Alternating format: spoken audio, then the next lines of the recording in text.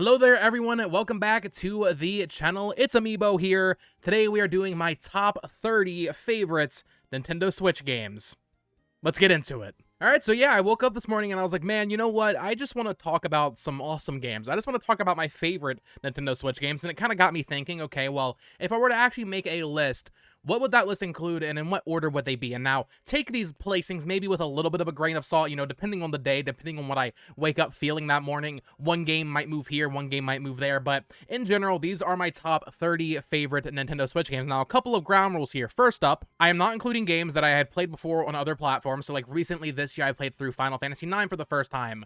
I'm not going to include that because that's not a Switch game. It's on Switch, and I like it on Switch, but I'm not going to include that in this list. And in general, just to try to focus a little bit more on the new games that have come out this generation, I'm not including remakes like these here, because both of these would be on the list, Link's Awakening and Kirby's Return to Dreamland Deluxe, alongside like Super Mario RPG. Like, those would be on my list, but I didn't want to just have a bunch of remakes and ports from the Wii U on this list, so there's no Tropical Freeze, there's no Mario Kart 8. I wanted to really focus on a lot of the games that I think are more fair to actually say are like the Switch's own games, if that makes sense. And then final little ground rule here, kind of goes without saying, but no games that I haven't finished. I'm only saying this specifically because of this game right here. This game haunts me in my sleep every night. I know I know I need to make time for this because I know from like the 10 hours I played, this will be one of my favorite Switch games once I play it. So I just really wanted to shout this out real quick before we get into the full list proper. With that said, let's go ahead and get started with these games. So number 30, this is not like a bad game being number 30 on the list, and such a great library of games is still a really great game, and I really enjoyed this one back in 2017. I actually 100%ed it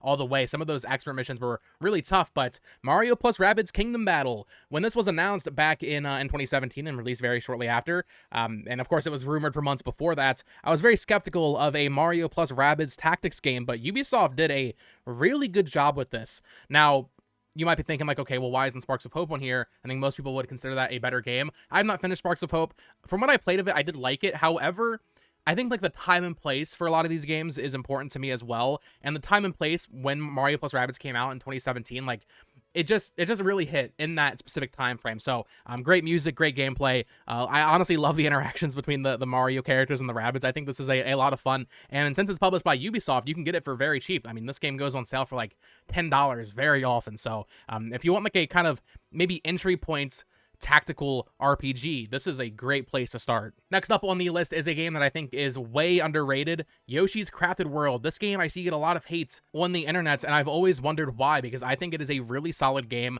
I don't know if I would say it's better than Woolly World, but I think Yoshi's Crafted World is up there. I think it's close to Woolly World, and I think when you're talking about the best Yoshi game, I think it does deserve to be in that conversation alongside Yoshi's Island DS and Woolly World. I do believe that Crafted World is that good, and it's just weird to see so much hate for it. I know the music's not great or whatever, right? Like, I know the music is kind of a meme, how they reuse a bunch of tracks, but this game has so much creative energy put into it where, like, there's not really worlds in it in the traditional sense from, like, a Mario game that you would think of, right? Like, there's not, like, the desert area or the lava world. It's, like, every 3 levels, it completely changes. One level, you'll be doing some underwater stuff, and then in a couple levels, you'll be being chased down by this killer clown. I think Crafted World has so many ideas, and I think it does a lot with them, and I think it's a really fun game, especially if you play it co-op. So yeah, Yoshi's Crafted World, that's number 29 on my list. Pretty low on the list overall, but I think that game is really fun. I always see people say like, oh, Good Feel isn't one of Nintendo's better developers, and I'm just like, you sure about that? Because I think Good Feel is a really underrated developer, and they just recently, of course, did Princess Peach Showtime, which is more middling, I will admit, but they also had the localization announcement of that game, Bakaru.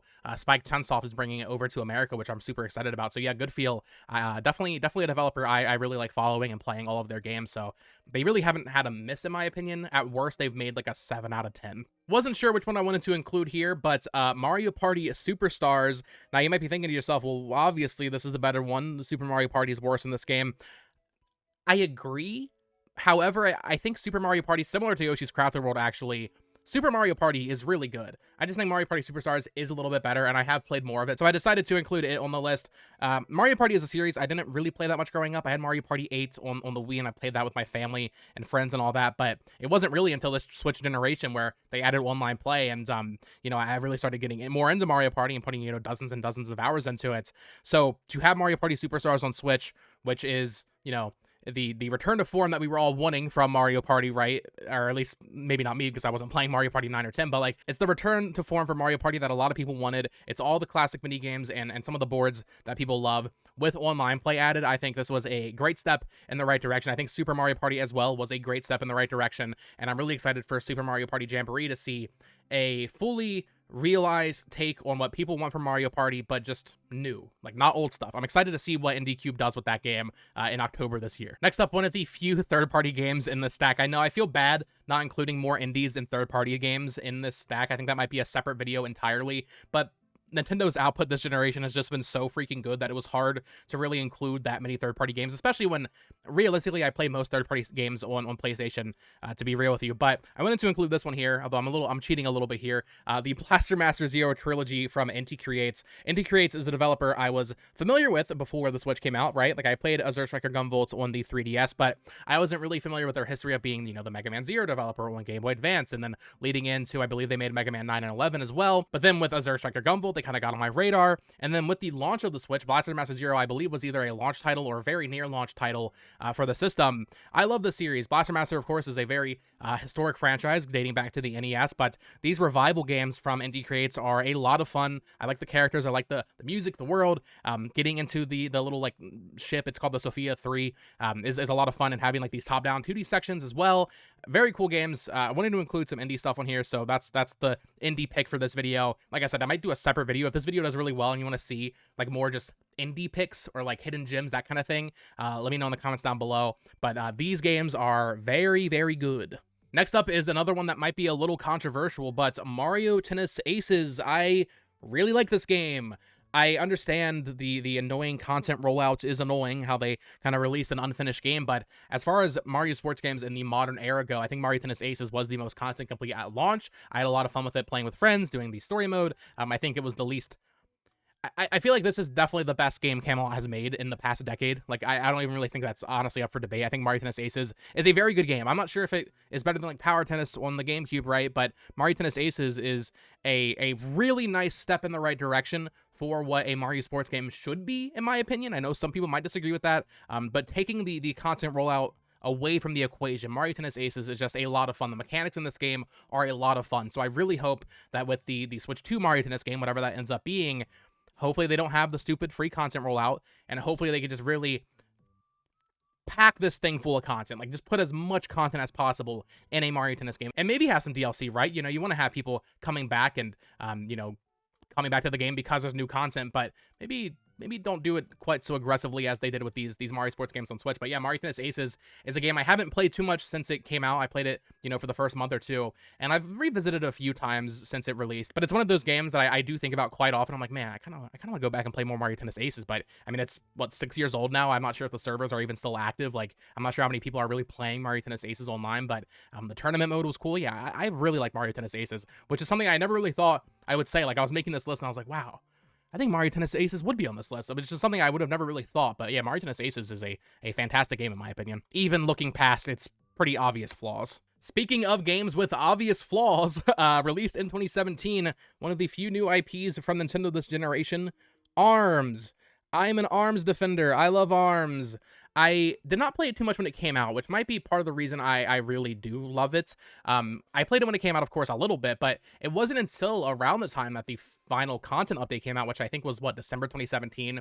It wasn't until then that I got really into the game with all the party crashes, collecting all the badges. I think ARMS is a really cool game, and once again, a great proof of concept of what this franchise could be if Nintendo decides to make another one. ARMS sold well, so I don't think it's necessarily that unlikely that they will make a sequel to it. I just hope maybe there's better single-player content. I'm not really sure what that would look like. People say, like, oh, they should make, like, a 3D single-player brawler game or something. I'm like, I don't know if that makes sense. But also, just going through, like, a ranking mode like they do in this game where you're just fighting people over and over, and that's kind of it. Like, that's not the most compelling thing for, like, a single-player story. So I'm not really sure what they could do with the sequel to improve the content, but the modes in this game, the characters, the world, the music, collecting the badges, like I said, I don't know. I think this game is a lot of fun and a great concept for what could become one of Nintendo's, like, honestly best franchises. Like, I think ARMS could be like a banger Splatoon tier franchise if they just figure out how to really beef it up a little bit. Not the last Fire Emblem game for this list, but I love Fire Emblem Warriors Three Hopes. In fact, if you're watching this, I'm just going to lay it out for you right now. I have the controversial opinion that I don't love Three Houses. Maybe I need to replay it, but when I played Three Houses, I was not falling in love with it. I didn't love a lot of the social elements they added to that game specifically. I don't know what it was, but maybe it was time and place. Maybe I need to go back to it, like I said, but I really did not love Three Houses. I like the characters, but I didn't think the gameplay was like as fun as some of the 3DS entries. So I don't know. I need to go back to that. But Three Hopes I thought was really good. I think this is the best Warriors game. I think Fire Emblem Warriors Three Hopes is a fantastic Warriors game. Now, granted, it's still pretty low on the list because I think Warriors games inherently have a little bit of a stank to them. You know, they're just Warriors games. But if you like Warriors games, if you like, you know, slashing through hordes and hordes of enemies, this game I think does it best. I think, first of all, I think the setting and like the war story that's going on in Three Houses honestly fits better as a Warriors game than a tactics game. I do think that. I think getting to see more of the characters and kind of a different angle on everything, it's like an alternate universe take on the story, right? I think I don't know. I think this game is better than Three Houses. I'm saying that right now. I know that's going to be a controversial thing. I know people are not going to agree with me, but I think Fire Emblem Warriors Three Hopes is a fantastic game, and if you have any interest in first of all, Three Houses, and you like the characters and want to see more of them, definitely play Three Hopes. But also, if you like Warriors games, or if you are interested in trying out a Warriors game, this game is freaking really good. Koei Tecmo cooked with this game, and I cannot wait to see what they do next, because this was their last Nintendo collaboration. So whether or not they do another Zelda Warriors, whether or not they do Xenoblade Warriors, which is what I'm hoping for, Fire Emblem Warriors Three Hopes was a fantastic game, and I'm kind of sad it never got DLC. I don't really know what they would have done, but like, I don't know. I'm so accustomed to getting DLC with my Warriors games. The fact that it actually released content complete was almost kind of weird, which I guess is a positive to the game.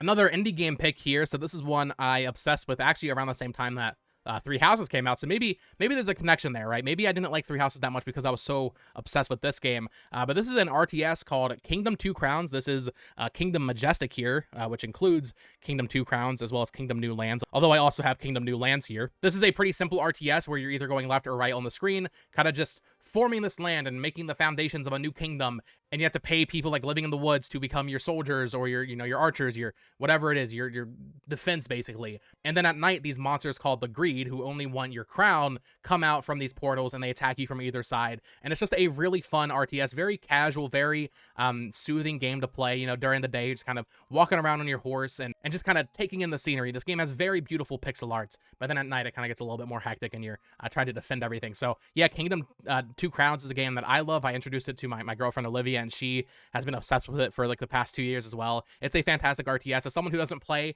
a ton of RTSs aside, like, you know, from Pikmin, which is still once again pretty casual, you know, I'm not playing XCOM or anything like that. Kingdom Two Crowns is a great kind of casual RTS, I would say. Really fun game. Here's one that should be no surprise at all. If you know me, if you're friends with me on the Switch, you might have seen that this is my most played game. I tweet about it pretty often. Nintendo Switch Sports. I know. This is a pretty controversial one. All right, listen, I don't know if I would say that Nintendo Switch Sports is better than Fire Emblem Warriors or ARMS or Mario Party Superstars or Yoshi's Crafted World, right? I don't know if it's a better game than those. However, this is my list. This is my personal preference and just games I've played a lot on Switch and really enjoyed. And Nintendo Switch Sports is my most played Switch game. I played the ever-loving hell out of Switch Sports, and there's something to that, right? There is a reason I got so attached to this game.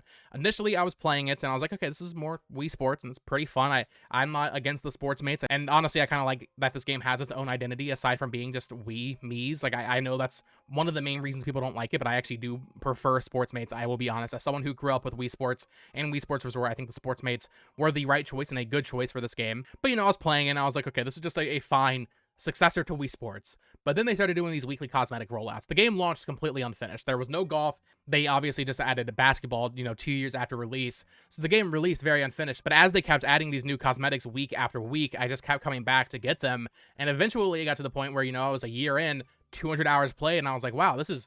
I'm just playing this game every week without even really thinking about it, without even really realizing it. Initially, I was just mostly focused on bowling, but then right before the content kind of rollout ended, the cosmetics, I should say, they added these challenges where you had to get S rank in every sport, which made me really go back and appreciate the game a lot more than I had initially. I had to learn the ins and outs of golf. I had to learn how to play Chambara and the dodgeball mode and soccer, which is pretty fun in this game.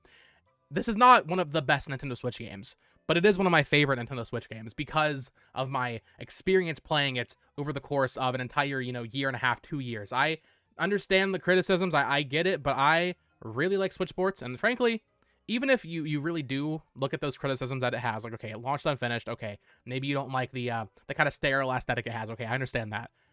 I still think fundamentally the game is better than Wii Sports. Is it better than Wii Sports Resort? Absolutely not. But Wii Sports?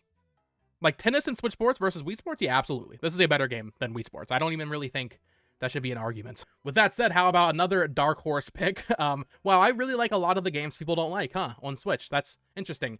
Daemon X Machina. Yeah, this game came out back in 2019. Nintendo published it for some reason from Marvelous. This game's freaking awesome, man. I've talked about it a lot on this channel, or on my other channel, I should say. This is a mech combat game, not dissimilar to what you would see in an Armored Core. However, it has a great focus on co-op PvE. I would almost kind of equate it to like a Monster Hunter game where you're going through the same bosses over and over to kind of grind for parts, which if that sounds fun to you, great. If it doesn't sound fun to you, like that might sound very unappealing, that's fine too. But if you can get into that gameplay loop and you get addicted to grinding for parts so you can customize your mech and make it even better and get higher level parts and all that, I thought this was a lot of fun. I love the gameplay. I love the visuals of this game. The high kind of saturated colors in this game are honestly, I think, is a very visually distinct and very visually appealing kind of direction they went for. The story isn't anything special, right? Like it's fine. A lot of characters have like a weird, very like almost Kojima-esque. Like, I feel like this game wanted to be like a Kojima game where the characters have like really weird names, like Cutie Cinderella is a character, I'm pretty sure, or maybe it's just Cinderella. Cutie Cinderella is a streamer, I think. I'm old, I guess. I don't know these Twitch streamers these days, but yeah, Daemon X Machina is a lot of fun. I'm excited for the sequel coming out hopefully next year. I don't think we have a date for that. Very good game I wanted to include on this list just because I played it a lot. I think I put like maybe 80 hours into it. I really enjoyed Daemon X Machina. This next one might be a little bit low for some of you. I know some people would put this in the top 10, maybe even top 5. Not me, though. As much as I love this franchise, specifically the first game, I've talked about it a lot. The first game is my favorite game. Luigi's Mansion 3. This is a very good game. This is Next Level's best game. In fact, I would say pretty easily that this is the best game that Next Level Games has created. Dark Moon, kinds of mid. Federation Force, kind of mid. Mario Strikers Battle League, not good at all. I guess Punch-Out's pretty good, right? But like Next Level Games, honestly, kind of not that great of a developer. Luigi's Mansion 3, I would say, is the only game they've made that I would actually consider to be a great game. And it is a great game. I shouldn't be introducing this game and kind of talking negatively about the developer, but Luigi's Mansion 3 is very good. Following Dark Moon, which I didn't really like that much, Luigi's Mansion 3 brought back a lot of the personality that I liked out of the original Luigi's Mansion. Not quite to the scale that I want. I don't think it's quite there yet. The game's still very like bright, and it's not taking itself very seriously, I would say, compared to the first game. But Luigi's Mansion 3, of course, has like a lot more boss fights and more boss-specific design ghosts, which is, I think, a huge step in the right direction. Also, just some interesting gameplay gimmicks with Gooigi, and also just really cool floors of the hotel. So the way this game is structured is each floor of the hotel is like a different kind of area, boss ghost-themed area, right? Like the movie set area is awesome. That's iconic. I love that section so much. So yeah, Luigi's Mansion 3, very good game. I'm excited to see Luigi's Mansion 4 and how Next Level improves it even beyond what this was. Though I will say, it is kind of funny, this is an aside, but people talk so negatively about Good Feel and the games they've made. Kirby's Epic Yarn, Yoshi's Woolly World, Yoshi's Crafted World, Princess Peach Showtime, which is kind of mid. But then they talk so positively about Next Level games, and I'm just like, these people made Dark Moon and Federation Force and Mario Strikers Battle League. Like, I think they're pretty similar in tier in terms of like Nintendo quality games. Luigi's Mansion 3 is better than anything that Good Feel has made, but at the same time, Good Feel is way more consistent. Speaking of consistency, man, I sure do love Dragon Ball. Dragon Ball Xenoverse 2, one of the few third-party games on this list, once again. I love Xenoverse 2. I think this is maybe not the best Dragon Ball game around. Like, I need to go back and play all the Tenkaichis and all that and kind of really evaluate how I feel about those games, removed from nostalgia. But Dragon Ball Xenoverse 2 is fantastic, man. As someone who isn't as focused on the PvP elements, but really enjoyed the PvE co-op stuff in this game, the parallel quests, Dragon Quest Xenoverse 2 kept me busy for hundreds of hours. In fact, it's a little weird including it on this list. I played it most on Switch. However, at some point I did move over to the PS4 version because the PS4 version runs at a consistent 60 FPS, which I think is pretty important for a game like this. The Switch version does chug. There's no denying that, but it is where I played it the most. It was my first time playing Xenoverse 2. I played the first game on PS4, but I just for some reason skipped Xenoverse 2 on PS4 when that first came out. So the Switch version was my first time playing it, which is why I'm kind of allowing it on this list. And yeah, I really love this game. If you like Dragon Ball, this is like the ultimate fan service Dragon Ball game where you have your own creative character. You can Of course, add any moves from any other character to that created character. There's just tons and tons of content and customization options in this game. Tons of co-op content, tons of PvP content, tons of single-player content, tons. I think they added like a card game or something at some point. I haven't even really tried with that recently because I haven't played this game too much in the past couple of years. But Dragon Ball Xenoverse 2 from like 2017 to 2020, like I was playing this game very frequently, and actually I think back in 2022, that's when I played the PS4 version finally and kind of got caught up a little bit. This game is it's kind of like the gift that keeps on giving. They keep releasing DLC for it, which on the one hand, if you're new to the game and you're just getting into it, it's very overwhelming. Like you go on the eShop and there's just probably $100 worth of DLC, but when you consider they've released it over the span of 7 years, and it is adding a lot of substantial content, I don't know, it's not that bad in my opinion. I guess they should release like a more complete version that's a little bit cheaper. That'd be nice. But yeah, Dragon Ball Xenoverse 2 is a very, very good game, and I'm excited for Sparking Zero. I know it's a different type of game. It's not really PvE, which is what I got out of Xenoverse. So I'm not expecting to like Sparking Zero as much as I did Xenoverse 2. I'm just going to be real, but Sparking Zero I'm very excited for. Next up, we have the only 2024 release on this list. I was debating where to put it because I knew, like, when I immediately thought, like, okay, I'm going to do this video, I knew this was going to be on here. I wasn't sure if it'd be this high up, but as I was kind of just ranking them out in my mind, I was like, okay, you know what? Yeah, I think this does deserve to be kind of in the middle. Unicorn Overlord from Atlus and Vanillaware. This game is freaking awesome. I didn't do a video on it. I kind of regret not making a more dedicated video on it back when it came out, but this is an awesome strategy game with, if you know Vanillaware, just some absolutely breathtaking presentation, great voice acting. I love the world map system in this game where it's not really, I mean, it's a world map, yes, but like it's literally just open world. The game is open world. There's no zones, right? Like you are on this gigantic map, and then you go up to, let's say, a battle. You do the battle, but it just takes place all on this map. Not in real time, I would say, but like it's all just on this map. There's no like cutting away to like this separate field. You know, like in Fire Emblem, when you go to a mission, it's just like a little bleep on a map, and then it loads in this whole zone. No, it's not like that. It's just the entire game is just one big open map, which is really cool. I really, really like it. Way bigger than I thought it would be, too. It's a very expansive game. But yeah, like I said, great characters, great presentation, great gameplay, really, really nice take on the strategy genre where you have basically like these platoons of characters. I can't remember if it was more akin to like a Tactics Ogre. I know there's a game from the PS1 era, I want to say, that is similar to what Unicorn Overlord is doing here. I'm not entirely sure if I'm remembering if it's Tactics Ogre or for something else entirely, but yeah, very, very unique gameplay experience for me. It was my first time playing a strategy game where you have like a group of 6 characters going out in one unit. But yeah, really, really loved Unicorn Overlord earlier this year. Currently my game of the year, I think, honestly, like, which is crazy for me to say. I need to play Rebirth, of course, but Unicorn Overlord is fantastic, and if you have not checked it out, I highly recommend you do so. And speaking of strategy games, Fire Emblem Engage. Yeah, that's right, I like this game more than Three Houses. Fire Emblem Engage is weird for me because I will not deny right now, like, okay, I think Three Houses has better characters, and I think it has a better story. However, when you look at it from a gameplay perspective, I think Engage is clowns all over Three Houses. Not to make it a war in the comments down below, but I think Engage is so much more fun. Like, just, it's not even close how much more fun it is to play Engage than Three Houses. They also subdued a lot of the social elements that I'm not a huge fan of in Three Houses quite a bit with Engage. So I love the art style. Also, I think Engage is the first good-looking Fire Emblem game, at least in the modern era, because Three Houses is really ugly, whereas Engage is really pretty. And, you know, people hate on the story of Engage. Yes, it is very Saturday morning anime cartoon, very not nonsensical, but just very basic plot, and that is true.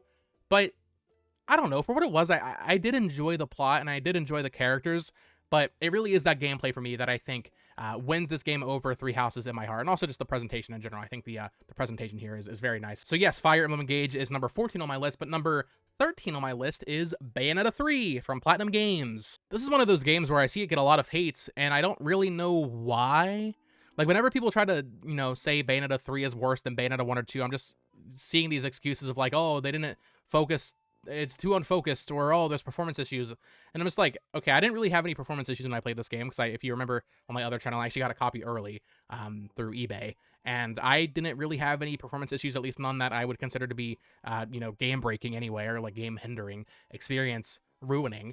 So Bayonetta 3 performance-wise was fine for me. And then the whole like unfocused argument, I'm just like, that's almost like the appeal, is that Bayonetta kind of just does a lot of crazy stuff, and every chapter is a crazy different set piece, and that's what makes Bayonetta fun. I think Bayonetta 3 is by far the best Bayonetta game, actually. I wouldn't put Bayonetta 1 or 2 on any top 10 or even top 20 list, but Bayonetta 3, I think, is Platinum's best game, or one of their best games, actually, because as we're going to get to with the next one, I guess I'll just go ahead and pull it in here. Astral Chain. Astral Chain, very good game. I'm putting it above Bayonetta just because it is an original IP, and I really like the world and characters, and I like the whole chain mechanic with your, what are they called? Your astral projection. It's been a long time since I played this game, but I like the gameplay a lot of Astral Chain and the kind of like detective aspects there too. But Platinum, back-to-back bangers on Switch with Astral Chain and Bayonetta 3. Unfortunately, no Bayonetta Origins in this list, but both of those games are fantastic. I love both of them very much, and I really hope we see Bayonetta. I'd be fine with them just being done with. I think I'm okay with Bayonetta 3 being the last game, or I guess Bayonetta Origins. Astral Chain, though? Give me a sequel to Astral Chain. Come on, Platinum. I know you want to. Next up, a Square Enix game that came out back in 2023, Theatrhythm Final Bar Line. Yes, I'm including a rhythm game on this list because I think Theatrhythm Final Bar Line may just be the best rhythm game ever made. If you are a fan of Final Fantasy music, which it's hard not to be because Final Fantasy music is just that good, this is an incredible rhythm game, just absolutely spilling over the edges with content. There is so much in this game, especially if you buy the DLC, which I did. You know, you get all your different Square Enix kind of adjacent franchises. You have some Xenogears music in there.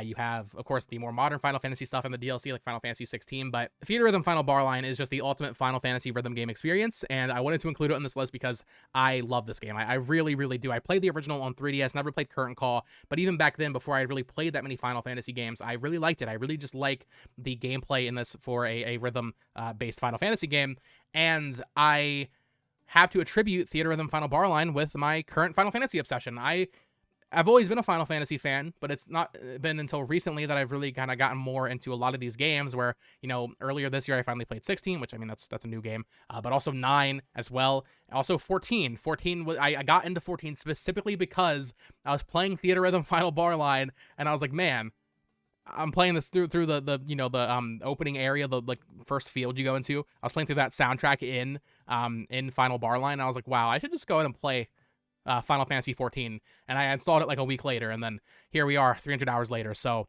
Theatrhythm Final Bar Line is great because as someone who had not played a lot of these Final Fantasy games at that point, it got me so pumped up to just be like, okay, I need to play these. So for me, it was almost like a gateway drug into a lot more Final Fantasy than I was previously planning on playing, at least in the near future. So, and beyond that, it's just a really great rhythm game. So if you like Final Fantasy music, I totally recommend checking it out. And honestly, even if you haven't played much Final Fantasy, maybe still check it out. Maybe you'll listen to some of the songs from Final Fantasy 13, for example, which has an incredible soundtrack, and you'll be like, wow, maybe I should go play Final Fantasy 13. And then you'll realize everybody's wrong about that game because it's actually a pretty good game. Next up is Pikmin 4. This is a very good game. I'm not sure if it's my favorite Pikmin game. Pikmin 2 does exist after all, but it's probably my favorite. I think Pikmin 4 is certainly the highest quality Pikmin game. Adding Ochi was just such a big brain move. Bringing back the caves from 2, which was my favorite aspect of 2, was fantastic. And in general, just like the areas in this game, I feel like are probably the best in the series. I'm not sure if the boss fights are the best in the series, but just the general gameplay flow of this game. Of course, having the Dandori challenges was a lot of fun. Pikmin 4, a lot of fun. I'm not sure how I feel about the nighttime expeditions. I think that might be one of the only things I don't really love. I don't love doing those. But aside from that, having like your little base hub where you can kind of upgrade stuff and talk to all the different captains was really cool. So yeah, Pikmin 4 is an absolute gem of a game on the Nintendo Switch. But moving on, we also have Splatoon 3 here. I did not include Splatoon 2 on the list because I felt like it would be a little bit redundant to have both of those games on the list. And honestly, I think Splatoon 3 is a much, much better game anyway. Splatoon 2, I wasn't super hot on, I'll be honest. Like, I enjoyed playing it when it came out, but there was something about it where I just wasn't super into it. Whereas with Splatoon 3, immediately from day one, I was like, okay, this is freaking really good. Like, this is the best Splatoon game. I did fall off of it. I will not deny that. I have not played it much since probably, I don't know, November of 2022. Of course, I played Side Order when that came out, but that initial 1 month, 2 month experience where I was playing it every day for hours was just so much fun. I think the multiplayer in this game is Splatoon at its absolute best. I think the single player is really good in this game. If we're talking like base single player stories for Splatoon, I think Splatoon 3 does have the best. I think the maps are great. I think visually this is the best looking one. They added a lot of stuff that's just kind of like nice quality of life. Like the waiting room in this game is really nice, so you can kind of test out weapons and stuff while you're waiting for a match to load in. And then, yeah, with Side Order, it's not as good as Octo Expansion. I think Splatoon 2 does win in that regard, but Side Order is a lot of fun. So, yeah, Splatoon 3 I wanted to put high up on this list because I do really, really love that game. But next up, we have a game I actually played for the first time earlier this year, a third-party game, although Nintendo did publish it. Dragon Quest XI's Echoes of an Elusive Age Definitive Edition. I had to include this on the list. Dragon Quest XI's is such a freaking good game. I did play the Switch version, so that's why I'm allowing myself to include it here. This is my first Dragon Quest game, for those that are new, and Dragon Quest XI's is, wow, what a game. What a freaking really good game. Such good characters, such good world, just a pure JRPG. If you want just a pure turn-based game, Dragon Quest XI is so freaking good. It took me a while to really kind of warm up to the idea of playing it. Like, I'd always wanted to play it, but I knew it was like a 100-hour game. But something clicked in me earlier this year. I think it was actually right after I played Unicorn Overlord, and I was like, you know what? It was around the time that Toriyama unfortunately passed away. I was like, you know what? I need to play a Dragon Quest game. And I was thinking, okay, maybe I'll just wait for this 3 remake to come out. Maybe I'll play one of the DS games, or I have 7 and 8 on 3DS at the time. So I was like, maybe I'll play one of those. But I was like, you know what? I'm just going to play 11. To fully get myself into the series, I should just play 11. It's the most modernized. I'm going to have the least issues with this, so to speak, you know, from it being kind of like an older game or whatever, right? So that you might have with some older RPGs. But I decided to play the newest one, and I'm so glad I did because it is such a fantastic adventure. Truly feels like a complete story. Like, it is just a complete story adventure game, and it's so good. If you have not played Dragon Quest XI and you like turn-based games, I highly recommend you do so because it's a treat, man. You know what else is a treat? Kirby and the Forgotten Land, baby. I've been thinking about this one a lot recently. Kirby and the Forgotten Land is the first 3D platformer Kirby game, and man, oh man, did HAL Laboratory just absolutely, they took the ball and just ran. They dunked it through the hoop, and then like ran to the next town and dunked it into another hoop.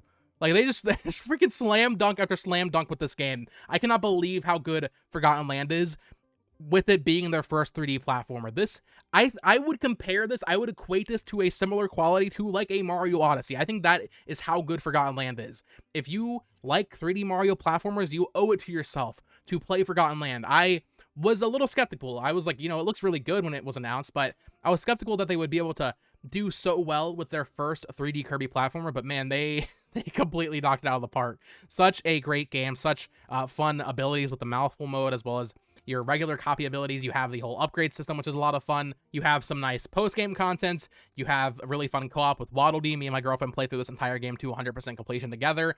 I love Forgotten Land, man, and I cannot wait to see what the next 2D Kirby game is, if that's what we're getting next, but also just the next 3D Kirby game, especially. I cannot wait to see what they do with a sequel to a 3D Kirby game, considering how well they did with their first one. I had to include that on the list because Forgotten Land is like, honestly, I kind of feel bad it's not higher on the list, if I'm being real. Though I did just count, that is number 10 on the list, so you know what? Shout out to Kirby and the Forgotten Land for being number 10. You did make the top 10. But number 9 is a game I think I had to include because it is so good. Even though I haven't played it too much in recent years, the amount of time and you know, hours I spent in Super Smash Bros. Ultimate cannot go understated. This is the best Smash Bros. Game, and for that, it inherently is going to be a top 10 game. Like, this is such a good Smash Bros. Game. It has such great content, such great DLC. A lot of the characters I've always wanted in Smash, like Banjo, made it in, like Sora, like... The fact that they were able to make some of these things happen in Smash Bros. Ultimate is just incredible. World of Light is maybe not the best single-player content they could have done, and I do kind of lament the lack of trophies in this game. I do think Spirits, while cool just because it means you can get way more series represented, I do prefer trophies. Like, it's way more fun to collect trophies, but just from like a core gameplay aspect and a core character selection aspect, Super Smash Bros. Ultimate is the best fighting game I've ever played. At least in terms of, if you're counting like the platform fighter, right? It's not like a traditional fighting game. I know it's always an argument people have, but Smash Bros. Ultimate is so good. The fact that they were able to bring back every character, including Pichu, including Young Link, like, this game is just stacked with content, and it's definitely a top 10 Switch game for me. Coming in at number 8 is Super Mario Odyssey. This game is fantastic. It is not my favorite 3D Mario game. I have a lot of nostalgia for Mario 64, so I'm just gonna, you know, clear the air right now. I do prefer playing Mario 64. Like, if you put both games in front of me right now and said, hey, which one are you gonna play? I'm picking up that N64 controller every time. I know some people might think I'm crazy for that, but it's just how it is. But Super Mario Odyssey is a close second. Super Mario Odyssey is the return to form for 3D Mario that I was waiting for. I like Galaxy. I think Galaxy 1 and 2 are both very good games. I like 3D World. I even like Sunshine, you know, despite that game's obvious flaws. But Mario Odyssey was just such a nice return to form to that open sandbox Mario style. In a lot of ways, it does it a lot better than 64 because you don't get kicked out of the level, right? Like, you can collect a moon and just kind of keep exploring the world. And yeah, man, Mario Odyssey, it took me a while, right? Like, when I first played it, I wasn't honestly super loving it. In fact, I remember it came out the same day as Stranger Things Season 2, and I decided to watch that instead, which is crazy thinking back. But a few months later, I gave it a second chance. I went for 100% completion. I actually 100% to Bloom World as well. Luigi's Bloom World was a ton of fun when they added that. And people hiding in the balloons in, like, glitched areas, which kind of ruins it, but also kind of made it more fun because it was, like, making me learn glitches and stuff. But going back to the game and 100%ing it in that run, man, Super Mario Odyssey is just such a fantastic game. It's kind of like Breath of the Wild for me, where, like, I'm not sure how fast I want to replay it, though, because I think a lot of the fun comes from the discovery of where all these moons are. There's so many moons, a lot of that fun comes from figuring out where they are. Controlling Mario in this game feels great, I would say, second to Mario 64. Maybe better, because Cappy just adds so much versatility to what you can do. You can throw it out and jump on it and stuff. This game feels very good to play, and that's, I think, the most important thing for a Mario platformer, 3D platformer anyway, is just how good is it to control Mario long jumping around the skyscrapers in New Donk City, and they succeeded in that. They did a very good job making Mario simply feel good to control in this game, which inherently puts it above Galaxy and Sunshine for me. But coming in at number 7, and I would say maybe interchange these depending on the day, but a very recent game, Super Mario Wonder, Super Mario Bros. Wonder. This is the best 2D Mario game, I think, hands down. I love Mario World, I love Mario 3, right? Like, I love these games. And I even like the new Super Mario Bros. Games, but I think Mario Wonder takes the creative spirit of a 3D Mario game and puts it into a 2D Mario game, which we have never seen happen before.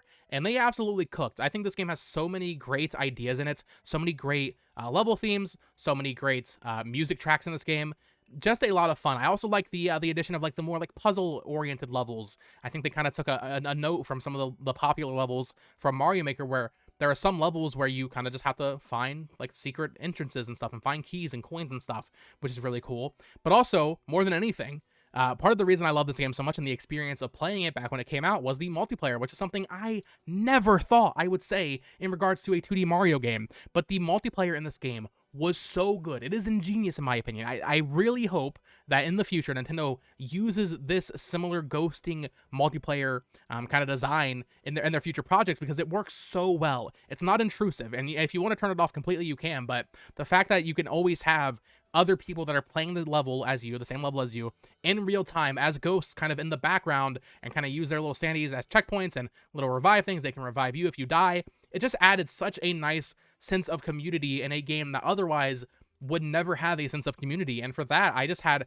a ton of fun playing this game on release day, and then the weeks following. I played through it twice to completion, and I just really, really love Mario Wonder. I think it is a fantastic 2D Mario game, and it feels a little weird putting such a recent game so high on the list, so maybe over time it might deteriorate a little bit in my memory, but we're almost a year removed now, and I still view it as fondly as I did on the first day that I beat it. So yeah, Mario Wonder is a fantastic game, but it's also a fantastic game that released in October on the Nintendo Switch, just 2 years prior. Here we have number 6, Metroid Dread, and the stupid Steelbook. I need to get a regular copy because this bugs me, but Metroid Dread, I don't know if it's my favorite Metroid game. I think Metroid Fusion really gives it a run for its money, but Mercury Steam coming out with possibly, I think, I made a community post about this, I think it might be the greatest Nintendo game reveal of all time with Metroid Dread at E3 2021, where the only downside is they had to preface it by saying this isn't Metroid Prime 4. That was the only downside to that announcement, because it kind of took a little bit of the hype away, in my opinion. But seeing that game announced, seeing this return to form, a new 2D Metroid game after Samus Returns, and seeing it be Metroid Dread, this mythical game that people wanted for so long, was just a magical moment. And then getting the game and it being this super fast-paced Metroid game with great kind of combat elements, great exploration, great world, great music, great visuals. Man, Metroid Dread, so good. So good. I do think, any given day I might switch and say, okay, Metroid Dread's my favorite, Metroid Fusion's my favorite. Even some days I'll throw Super Metroid in there as well. Those 3 games, I think, are the pillars of the Metroid franchise. I think they are so good, and I cannot wait to see what Mercury Steam does with the next game, especially given I think Metroid Dread probably has the best story in any 2D Metroid game. I know that's not really that's not why I play Metroid, I'll be real. I'm not playing Metroid for the lore always necessarily, but it is interesting, right? And I think Metroid Dread has the most exciting ending to any Metroid game, by far. So man, I cannot wait to see what they do with Metroid. Would it be Metroid 6? Cannot wait. Coming in at number 5, I only allowed one game from this franchise to be on the list because, frankly, I don't think the quality of these games, even though I did enjoy my time playing all of them, and in fact, they're mostly my most played Switch games, I don't think most of them really deserve to be on the list, considering a lot of the issues with them. But this one does. I'm making an exception for this one because I love this game so much. It is my most played Pokemon game on Switch, and that is, of course, Pokemon Legends Arceus. This was their attempt at making a Breath of the Wild Pokemon game. Open zone Pokemon, I guess, is the better term for it. But Pokemon Legends Arceus is really good, and I went back and played it not too long ago, and I was worried, like, okay, maybe this won't be that fun going back, but no, it's as fun. I know some people don't like it, and that's fine, but the fact that we're getting Legends EA is so exciting to me because, like, that just proves that Game Freak knows. Game Freak knows that Legends Arceus is the best Pokemon game they've made since Black and White 2, and that's the truth. Legends Arceus is the most fun I've had with a Pokemon game since Black and White 2, and, you know, I really enjoyed X and Y. I'm not, like, a Gen 6 hater or anything. I love Gen 6, actually. I'm a defender, and I like Gen 7, and Gen 8's fine, and, you know, Let's Go Pikachu and Eevee. Like, these are fine games. Scarlet and Violet's fine, but Legends Arceus gave me a glimpse into a future where Pokemon games are genuinely good. Like, Pokemon's good. Like, I like Pokemon, and I thought about putting Scarlet and Violet on this list, and Sword and Shield, and Let's Go Pikachu and Eevee, and I decided no. I don't want to put them on the list because the games are so... They're good if you're a Pokemon fan, and there's really no other way to describe it. Scarlet and Violet are just broken messes. Even though the games are very fun at their core, they are broken games. Legends Arceus has some technical issues, sure, but it is genuinely just a very, very fun game, and I cannot wait to see what they do with the next Legends EA, of course, because, man, Legends Arceus, man, oh, it's so good. Such a good game. Such a freaking good Pokemon game, and yeah, I'm just excited for the future of the franchise now. But now we get to the final 4. Now, if you know me, you probably already know what all 4 of these games are. There's 2 series being represented here, but we'll go in order. So number 4, Breath of the Wild. I think The Legend of Zelda Breath of the Wild is a fantastic game. I love this game. I love the experience of playing it when it came out, and I actually replayed it last year before Tears of the Kingdom came out, and it holds up. I didn't 100% it when I replayed it, of course, but just playing through and kind of doing shrines as I saw them, and going back and, you know, doing all the Divine Beasts, and then the final boss, of course, doing some side quests in there. Breath of the Wild holds up. I was really worried that, like, this was a game that would only be good if you know, played it for the first time. It wouldn't be as good on subsequent playthroughs. I'm happy to report that that is not the case. Breath of the Wild holds up on subsequent playthroughs years later, even if you still remember a lot of what the game had to offer. It is just a very fun game to play with just such a wonderful open world to explore. Such a wonderful game to just kind of mess around in. When I replayed it last year, I actually learned to do some glitches and stuff, like the bomb glitching where you, like, go flying across the map and stuff. Like, very fun stuff. This game is an open world sandbox dream, but I think another game does it even better. And I know this is a controversial one as well, but number 3, we have Tears of the Kingdom here. I think Tears of the Kingdom takes everything that Breath of the Wild did and simply does it better. I think the abilities in Tears of the Kingdom are just way better. I think the boss fights are way better in Tears of the Kingdom. The dungeons, if you want to call them that, are way better in Tears of the Kingdom. The music's better. The story's better. Everything about Tears of the Kingdom is better than Breath of the Wild. Now, Breath of the Wild, I don't want to take away from that how good that game is. Breath of the Wild is an absolute masterpiece of a game, in my opinion, but I do think that Tears of the Kingdom is simply better. That's just how it is. So, yes, I'm including both games on this list, and yes, I'm putting them right next to each other. I didn't want to, like, separate them too much because I think they are close. Like, I think they're both very close in quality, but I think Tears of the Kingdom is just a simply better game because of how much they added. You can say, okay, maybe the depths aren't that interesting, but here's the thing with the depths. And here's the great thing about how big the map is in Breath of the Wild and in Tears of the Kingdom. If you don't like the depths, you kind of don't really have to mess with it, to be honest. I guess you can say it's a little disappointing they didn't put more down there, sure. And I guess you can say it's a little disappointing that there aren't more sky islands. There's not more going on in the sky. But to get a sequel to Breath of the Wild, taking the Hyrule that we know and love from Breath of the Wild, and just expanding it and adding so much to it, I love Tears of the Kingdom, and I love Breath of the Wild too. I don't want to discredit that game either, so I'm putting them both on this list because they are both fantastic games. And then finally, we are coming to a close here. My number 2 and number 1 pick, I guess we'll just go ahead and go over them at the same time. Number 2 is Xenoblade Chronicles 3, and number 1 is Xenoblade Chronicles 2, and especially if I can include Torna here, by the way. Torna, so freaking good, as well as Future Redeem, which didn't get a physical, sadly. But let's talk about these games, right? So, number 2 is Xenoblade Chronicles 3. I think Xenoblade Chronicles 3, for most people, would probably be the better game. And I think for a lot of people, that is fair. I think that's totally fair if you think Xenoblade 3 is a better game than 2. Some days I might even say that because I just love both of these games so much. Xenoblade 3 is certainly a more fun game than Xenoblade Chronicles 2. I think the combat in 3 is just a lot better. 2, however, was my first Xenoblade game, and I think has better characters, and I think has a better world, and I think has better music. For that reason, I'm putting it above it. And it was kind of like a time and place thing again, where it was my first Xenoblade game. I kind of needed a game like that at the time to kind of get me through some stuff. So I was like, okay, I'm Xenoblade 2 in right now. And it was just a magical experience. At that point, I had played some JRPGs, but Xenoblade Chronicles 2, I would say it was almost like my gateway into just like really long, meaty JRPGs. And, you know, it took me a little bit to get into it, right? I think it's, chapter 3, you learn how to do chain attacks and stuff. And it took me a while to get there and really start enjoying it. But once I did, once you get through that hurdle, which I know is a tall ask if you're new to this and you start it and you don't like it, I know it's hard to hear like, oh, just get 10 hours in. It'll get better.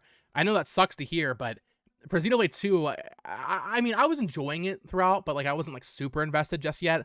But even if you're not super enjoying it from the start, I think you should give it that 10 hours until you get to the end of chapter 3, which might even be 15, maybe even 20 hours, depending on how fast you play through the game and how many side quests you're doing. But Xenoblade 2, once you get to that point, is so good. I think the story, I think Rex is a great character. I know some people don't like Rex. I freaking love Rex. I think Jin and Malos and all the backstory with Pyra and Mythra is so good. And for me, I think that the story just kind of resonated more with me for Xenoblade Chronicles 2. So that's my number 1 pick. Talking more about Xenoblade Chronicles 3, like I said, I think the gameplay of Xenoblade 3 is better overall, having all 6 characters out at the same time, as well as like kind of your support hero, right? Super fun. I think Xenoblade 3 has the best combat of any of these action RPGs that I've played. And the story is very good. However, I would say this is a pretty major flaw in the game, in my opinion, at least from what I'm coming from this for, right? Like, Xenoblade 2 has such an incredible cast of characters, both on the good guy side as well as on the bad guy side. I think Malos is such a fantastic villain in Xenoblade Chronicles 2. Xenoblade Chronicles 3 has weak villains. I'm just going to say it. I think the villains in Xenoblade Chronicles 3, it's like, I think Monolith Soft thought it was more interesting, but then playing through the game, like, it is interesting. I'm not trying to say it's not interesting at all, but like, I don't know, man. The consoles aren't that interesting. But yeah, I could really interchange both of these games depending on the day. Some days, like, if I'm really, like, craving some nice JRPG combat, I'll be thinking, okay, Xenoblade Chronicles 3 is better. But when it comes to that story and that world and those characters, man, Xenoblade Chronicles 2 just does it for me. And especially if we include the DLCs, I think, hot take as well, I think I do prefer Torna a little bit. Xenoblade Chronicles 3 Future Redeemed is fantastic. I mean, once again, these are very close DLCs. But Torna, getting to see Laura and Jin and a more solidified kind of story experience was just so much fun. I really love Torna. But, you know, once again, not to discredit Future Redeemed. Future Redeemed is fantastic. Getting to see Rex and Shulk come back in that game was awesome. I mean, the DLCs for Xenoblade are full games, so it almost doesn't feel right to include them when talking about just Xenoblade 2. I'm like, it's a full game. Torna's a full game. Future Redeemed is a full game, and I'm really sad it didn't get a physical release. But yeah, I love Xenoblade Chronicles 2 and 3 to death. They're my number, 1 and 2 favorite Xenoblade games. I would put Xenoblade 1 at 3. I know that might be a hot take, because I know some people don't like Xenoblade 2. I know some people don't like the blade system and having to summon blades in this game, which is totally valid. I understand a lot of the criticisms of 2. I get it. But for me, the place I was in my life when I played that game, it just hit so right. And man, I love that game and I love the characters. But I love both as well. But that is going to do it for today's video. That is my top 30 favorite Nintendo Switch games. Like I said at the top, I just kind of woke up this morning and was like, you know what? I want to talk about my favorite Switch games. I want to talk about some good Nintendo Switch games. So that is what I did. Let me know your top favorite Switch games down in the comments below. Maybe not 30, because I know 30 is kind of a lot of games to kind of plan out and think about. It is very possible I missed something. Maybe there's some eShop game I forgot about that is just such a banger that like should have been on this list. Like I said, I didn't include remakes or anything like that, really. So I guess the closest thing to a remake would be Dragon Quest XI-S, right? So yeah, I didn't want to include remakes too much because I didn't want to include so many Wii U ports on this list, because there would be a lot of Wii U ports on here, which just didn't seem right. I wanted to really focus on a lot of what I think makes the Switch library uniquely the Switch library and what makes that so great. So definitely let me know your thoughts down in the comments below. What do you think of my list? Let me know your list. I would love to hear some lists down in the comments below. And subscribe here for more Nintendo Switch collecting content, discussion content like this. Definitely going to be posting more on this channel now that we have, reached such a high subscriber count. I did not think this channel would do so well right out the gate, but yeah, I wanted to do this video and kind of maybe, I guess, introduce myself a little bit to a lot of you people. A lot of you people are new to the channel. You have not